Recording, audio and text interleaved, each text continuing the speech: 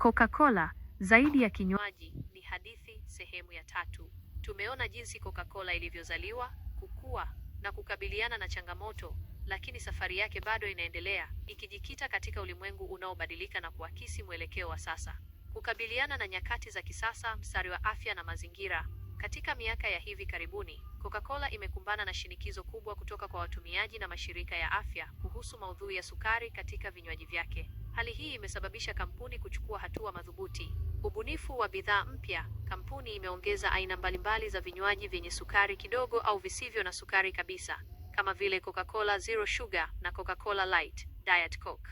Pia wameanzisha vinywaji vya maji, chai, kahawa na juisi ili kukidhi mahitaji mbalimbali ya watumiaji wanaojali afya. Ukubwa wa vifungashio. Kumekuwa na mwelekeo wa kutoa chupa na mikebe yenye ujazo mdogo ili kusaidia watumiaji kudhibiti kiasi cha sukari wanachokunywa.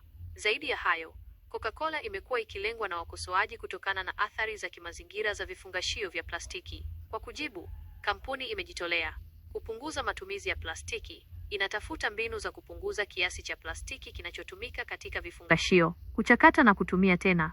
Inawekeza katika programu za kuchakata na kutumia tena vifungashio, ikijiwekea malengo ya kukusanya na kuchakata chupa nyingi kadiri inavyowezekana. Vifungashio endelevu. Inachunguza na kuwekeza katika vifungashio mbadala, kama vile chupa zinazotokana na mimea au vifungashio vinavyoweza kuoza.